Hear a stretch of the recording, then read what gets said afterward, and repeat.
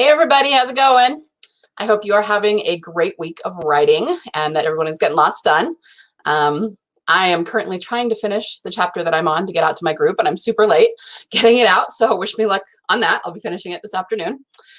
Today, I want to talk about the 3 pillars of pre-marketing. I've been getting questions lately about how I get people on my list and how I deal with something like a lead magnet and like what services I use and things like that. So some of you may already know some of this, but it would be a good review for you. I'm going to talk about best practices.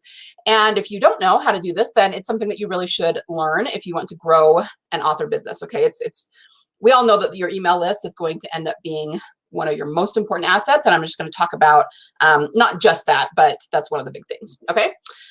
Before we get started on that, if you are watching from anywhere other than the Facebook group, I'm going to invite you to join us in the Prolific Author Facebook group. If you're a Facebook person, you can just search the Prolific Author, but this is the URL. But if you just search the Prolific Author, it'll come right up. All right, we have lots of cool people in there. The group is growing. We're getting lots of different authors at different stages of the business, so it's super fun. Also, I do have a new PDF for you if you are interested in that. It is all about, let me give you the URL to download it.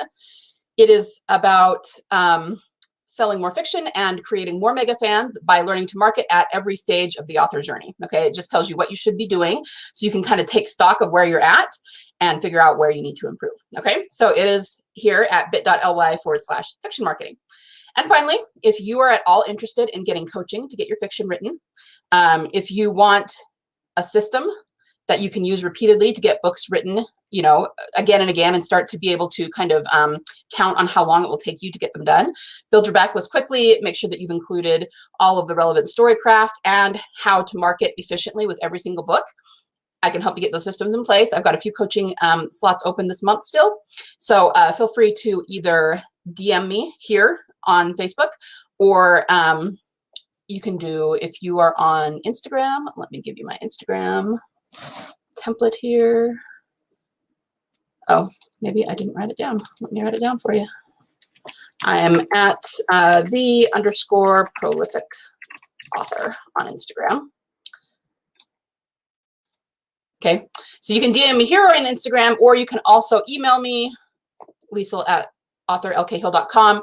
I can get, and that's how I can give you the coaching menu and decide if that's right for you. Okay, so if you're interested in that, I do have some slots open. All right. Now with all that out of the way, let's get talking about pre-marketing. So here's the thing. Most entrepreneurs in any market, in any space, they tell you to pre-sell something before you create it. And it's actually very wise advice, so you're not wasting your time. So the idea is that if you, let's say you have someone who is a guitar teacher and they want to create a course for their students, like an online course or an online membership for their students, rather than spend several months putting that together, or however long it takes them, they should pre-sell it to their audience and say, is this something you're interested in? And if it is, and if people are willing, a lot of times they even tell you to have them buy it right then, have them, fork over their credit card right then, so that you know that you have people that are interested in this, right? Now that, like I said, that's very wise, but it's also something that for the most part, we can't do with our fiction books, right? We're not going to get very many people who are willing to pay upfront for something that's not written yet. We can get them, it's kind of the same principle behind pre-orders. They're going to buy it before it comes out because they want it as soon as it comes out and they're interested in it. But if you ask them for their credit card 6 months in advance and the book's not even written, you're probably not going to get anywhere with your fiction audience, right? But the thing is, there actually is a way for us to pre-sell our books. It's just a little bit different. We have to approach it differently than most other entrepreneurs in different markets, okay? And how we do that is, for the most part, through our lead magnets. Now, most of you probably know what this is, but just in case you don't, this is something that you offer for free in order for people to get on your email list. I remember being taught early on that you could do just about anything for this, that, you could do a character sketch or, make up, like, I think it was Mark Dawson who famously, he does thrillers. So he made up like a redacted dossier about his main character because he's always, working for these shadowy agencies, things like that. And those are super fun and people like them. But from what I can tell right now, that's not working quite as well as it used to. People are so used to getting books, and there are so many free books out there they can get, that they're just probably not going to fork over their email address for something that small, okay, that only takes them 5 seconds to read. And if they do, they're more likely to unsubscribe right after, okay? So it is better to give them a story. The best practice you can do is to give them something that is as much like your book, which you're working on, right? The first book in your series, or if it's standalone, your next book, that you possibly can, okay? And the reason for that is because the point is you're trying to give them a taste of it, okay? So that they are super excited to get that book. Let me tell you a little story. This is actually not about my lead magnet per se, but it's sort of an extension of that. So I'm working on a dragon series right now, and I do have a short story that I use as a lead magnet. And the character in the story is about 12 years old, and when the series starts, several years have passed and he's a teenager. Okay, so it's the same character, and it starts a few years later in the same world. Okay, I do get a lot of positive feedback on that story and people saying they want more.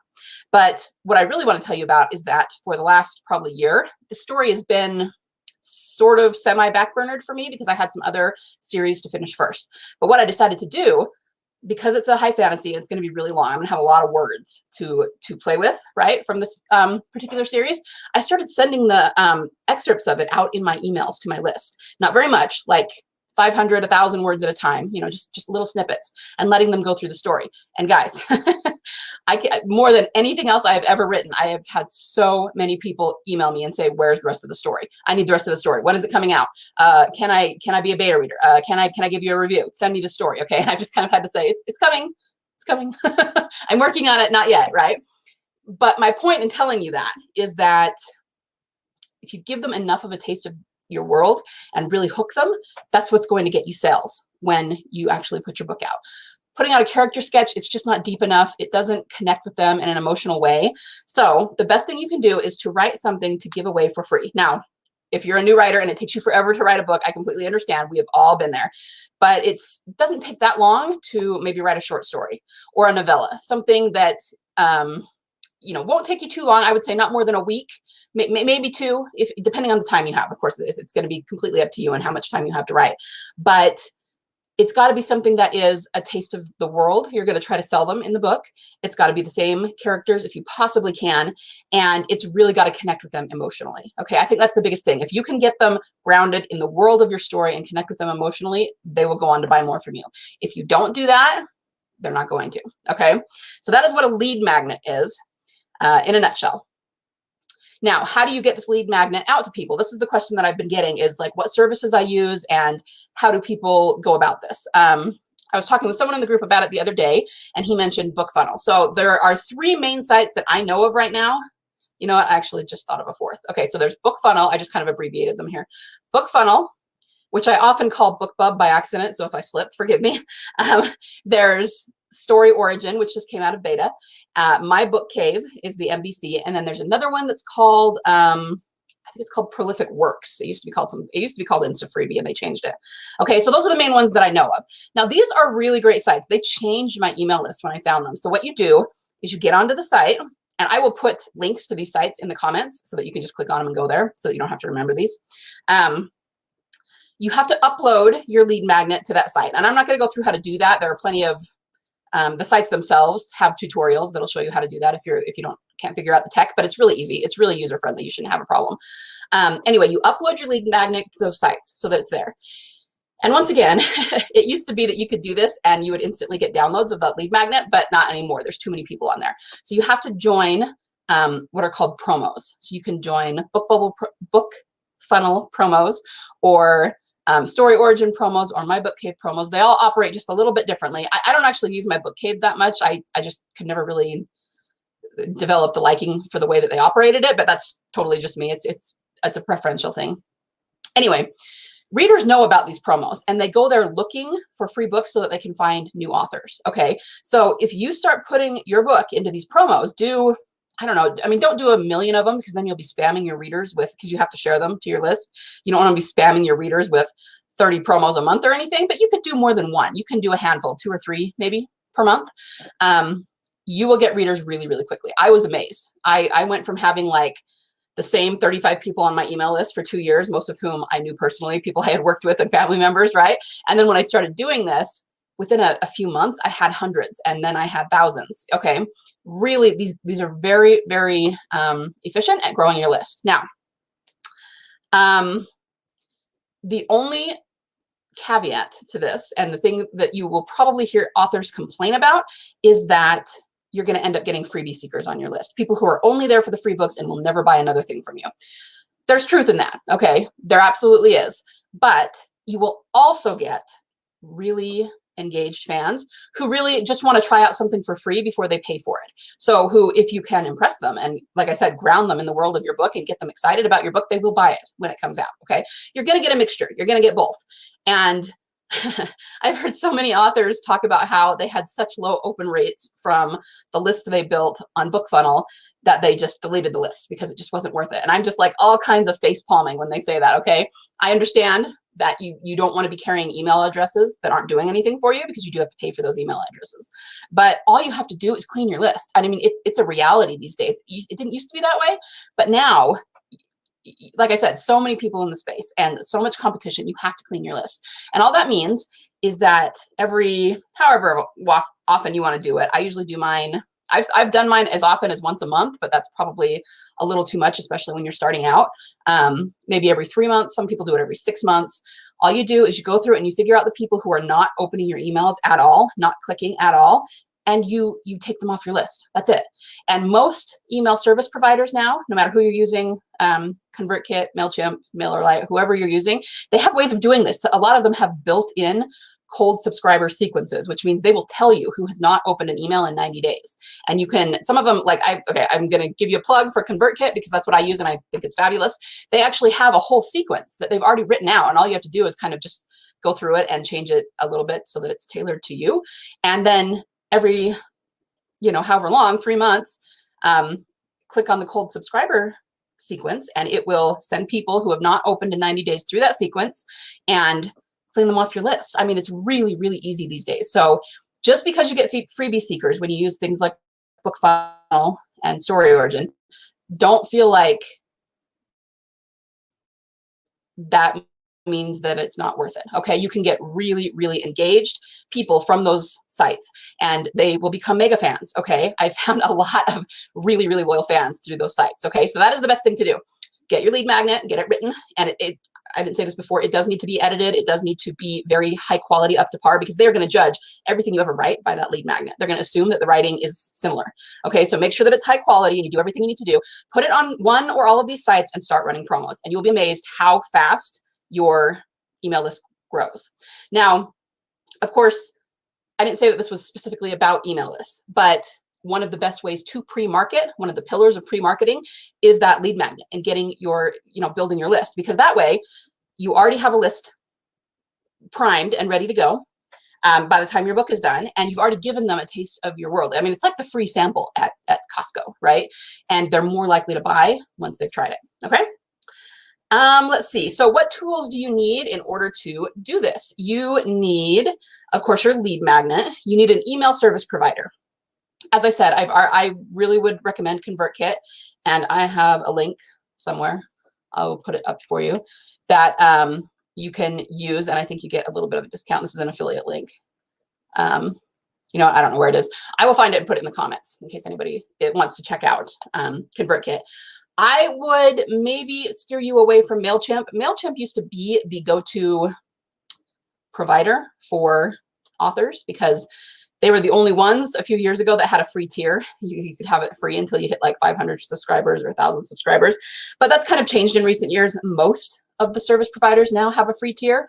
And specifically for authors, MailChimp sort of shifted the way they do their platform, and it's not as good a deal for authors anymore as it used to be. It is for other kinds of entrepreneurs who have larger profit margins than we do. But if you've been on MailChimp for a long time, you certainly don't have to change, because I think they grandfathered everyone in who was already using their service when they changed it. But I just would not start new on MailChimp. Totally up to you, of course, but I, once again, would recommend ConvertKit. It's a really, really great provider. It's very robust. Of course, you need internet access, and you need an email sequence. Okay, So let's talk about the email sequence. There are books out there that will teach you how to do this.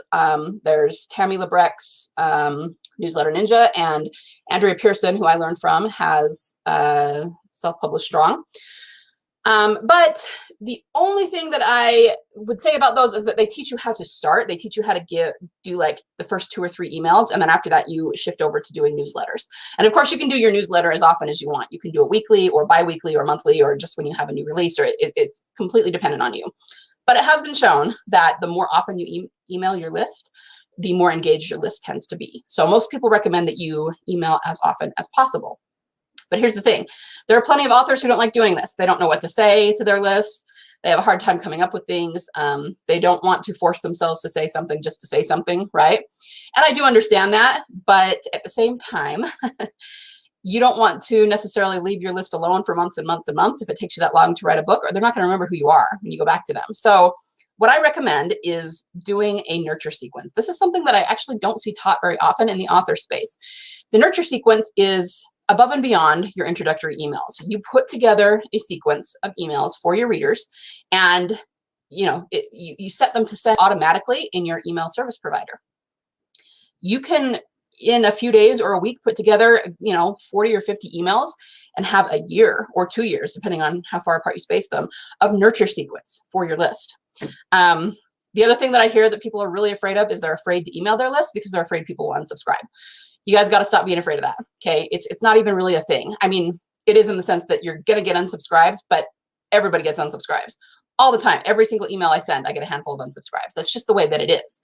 But nurturing your list will actually keep them with you longer. And it will also, it creates your mega fans. I'm a big fan of creating your audience. I mean, of course you want to tap into what's already out there in various genres, but you can, through nurturing and through giving them excerpts of your story and great writing, you can create your fans who maybe were only so-so before, and then they keep reading your stuff, and pretty soon they're in love with everything you write. Okay, but you have to do the work to create that. So doing the nurture sequence, it creates your mega fans. It also weeds out those who are never going to ever be your mega fans. And you want that. You don't want those people on your list. Okay. So to that end, I actually have created a training which is available to you.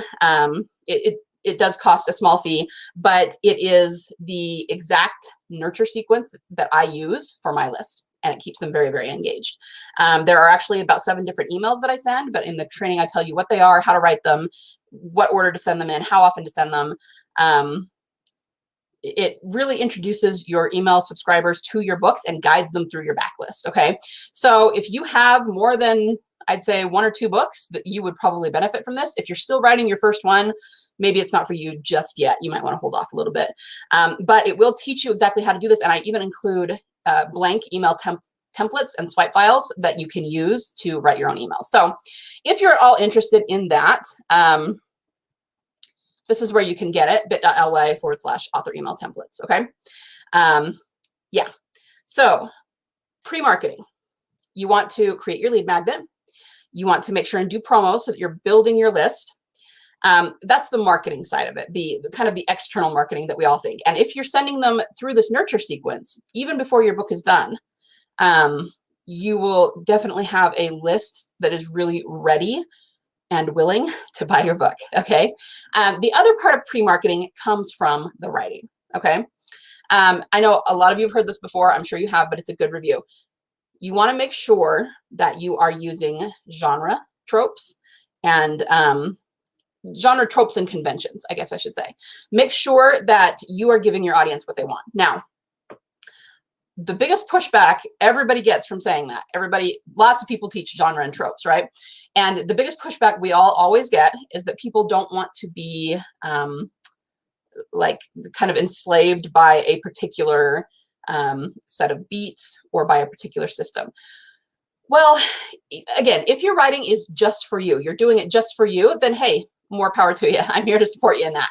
But if you want to create a business out of your writing, if you want to live off your fiction royalties, you have to shift your mindset. You absolutely can write for yourself, but you also have to write for your audience if you want to make money at this. Again, if you don't, cool. awesome. But if you do, you have to shift your mindset to where you are serving your reader. And the best way to do that is to pay attention to what they want in the genre that you're writing, okay? You can still write any story you want, any characters you want. I always tell people it's not about being told what to write. It's about positioning what you're writing so that the reader connects with it automatically, okay? Because all human beings process story in the same way. Even if the stories are different and out of order and all these different things, we still process story in exactly the same way. So why not position your story so that it automatically connects with your readers, and that will make them want to come back to your stories again and again, okay? So I'm not going to go into a whole lot of detail about how to use genre tropes and conventions, because I think that's something that most people are at least familiar with, but go do your genre research, figure out what people are looking for in the genre that you're writing, and put that into your book. And the great thing about it is that it doesn't stop there. It's not just about putting it into your book. You can then use that in your marketing. You can send them emails where you mention tropes and say, I've got this book coming up. And the people who love those tropes, they will know instantly that they want to buy that book, okay? So it's a system. It all works together. And if you do these things in pre-marketing before you even start writing your book, and certainly before it's finished, you will already have people waiting for that book. Okay, so if you have any questions about this, feel free to ask them. Comment below with any questions or problems or concerns you have. I want to say welcome to all the new members in the group. And if anybody has any questions, feel free to put them in the group. If you're looking for advice or you know, anything like that, we actually have a really great mix of new authors and also already established and successful authors here. And I pop in at least once a day to answer questions. Okay, so once again, if you're interested in the templates, here it is. And I will put that, I think I've said I'm going to put like 5 things in the notes now. I hope I remember. Yeah, but let us know if you have questions. And yeah, get to that pre-marketing so that you can have a lot of success when your book is finally finished and ready to go out to the masses. Okay? All right, everybody have a great week of writing, and I will see you soon. Bye.